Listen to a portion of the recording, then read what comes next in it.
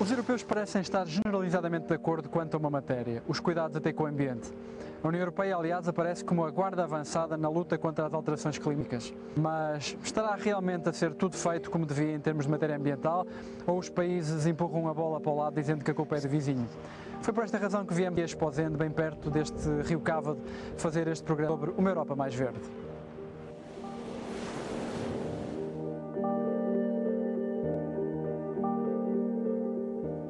A necessidade de matérias e de fontes energéticas para reconstruir a economia europeia pós-guerra foi uma das razões que levou os líderes políticos a ponderar a criação de um projeto de integração europeu. O primeiro passo para a construção europeia foi dado quando 6 países criaram um mercado comum europeu do carvão e do aço.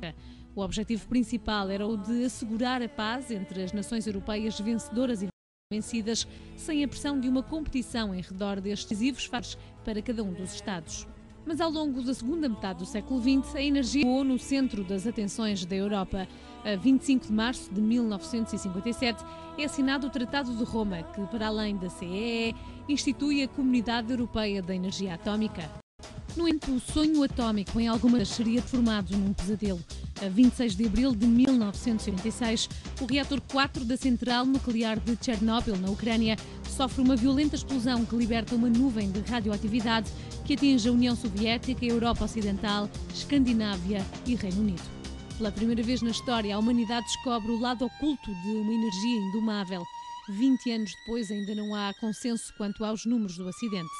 16.000 é o número de mortes estimado pela Organização de Saúde, enquanto a Greenpeace, baseada em informações da Academia de Ciências Russa, afirmam que foram 93.000 fatais provocadas pelo acidente, para além dos muitos milhares de vítimas que continuam a sofrer de uma lenta e prolongada contaminação. Menos perigoso do que o nuclear, o petróleo também não é melhor para a autarcia energética do continente.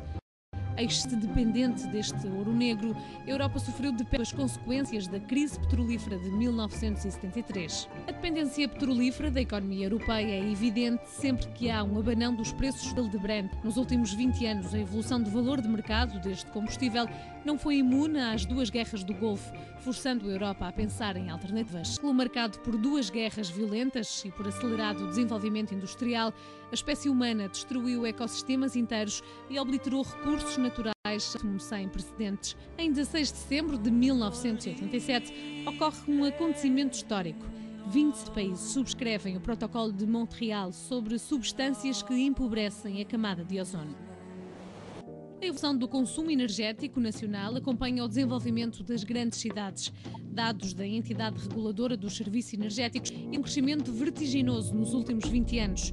Enquanto em 1995 Portugal consumiu apenas 20,4 watts por hora de energia elétrica, 10 anos depois o mesmo valor quase duplicou para os 48,5 terawatts por hora consumidos. Uma evolução deste tipo tem um efeito perverso nos níveis de poluição. Dados coligidos pelo Instituto Nacionais demonstram o lado negro deste crescimento. Em 1995, Portugal emitiu 57.822.000 toneladas de dióxido de carbono. 9 anos de crescimento, sobretudo do tráfego automóvel e do aumento das emissões por parte do setor residencial, resultam em 2005 na emissão de 85.500.000 toneladas de dióxido de carbono. A apreensão crescente face ao buraco do ozono e mais tarde face às alterações climáticas fizeram a Europa refletir na sua pegada ecológica. Nesse sentido, a 27 de junho de 1985, entra em vigor a diretiva comunitária que introduz a necessidade de avaliação de impacto ambiental em todos os investimentos efetuados nos países da União.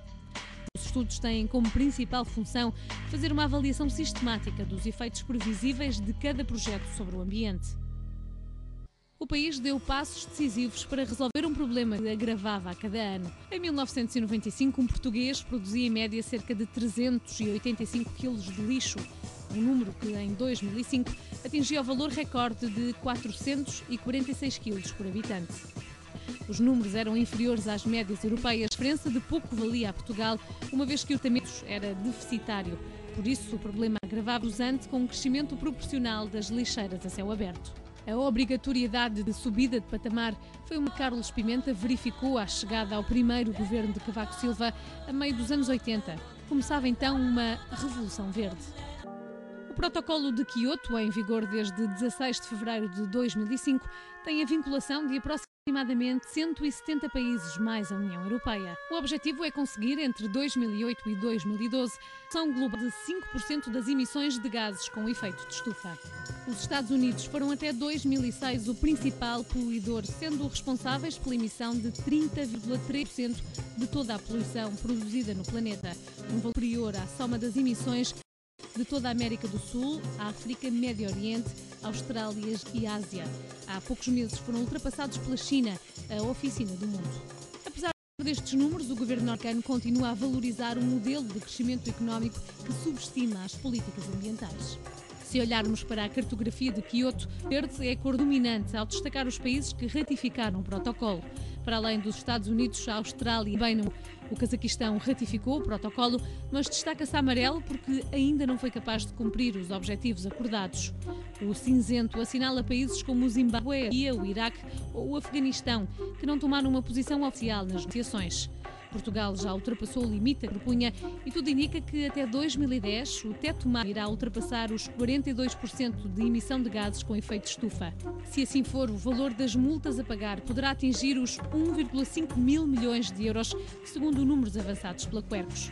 Mas a nível nacional, a EDP apostou nas renováveis e com a aquisição recente da American Horizon Wind Energy, é hoje a quarta maior empresa a nível mundial na produção de energia eólica.